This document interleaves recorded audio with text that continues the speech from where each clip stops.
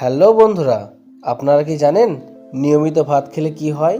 না জানলে এই ভিডিওটি স্কিপ না করে শেষ পর্যন্ত দেখতে থাকুন। আমাদের দেশে মানুষের প্রধান খাবার হচ্ছে ভাত। এদেশে প্রায় প্রত্যেকে নিয়মিত 3 বেলা ভাত খেয়ে থাকেন।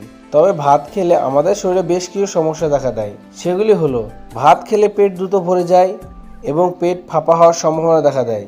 ভাত খাওয়ার সঙ্গে সঙ্গে ঘুমোতে যাওয়া ঠিক নয়। তবে ভাতের কিছু বিশেষত্ব হলো এটি দ্রুত হজম হয়। ভাতে ক্যালোরি বেশি থাকে। অতিরিক্ত ভাত খেলে ডায়াবেটিসের ঝুঁকি বাড়তে পারে। ভাত শরীরে চিনির মাত্রা বাড়ায়।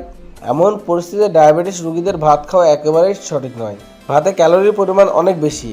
এই কারণে প্রতিদিন ভাত খেলে ওজন বাড়তে পারে। ওজন নিয়ন্ত্রিত রাখতে ভাত খেতে হবে সীমিত পরিমাণে। আপনি যদি ভাত খেতে পছন্দ করেন তবে সাদা ভাতের পরিবর্তে আপনি বাদামি চাল খেতে পারেন। এটি অনেক স্বাস্থ্যকর। সাদা চালে আঁশের পরিমাণ বেশি থাকে। আপনি যদি অফিসে বা বাড়িতে দুপুরে খাবারের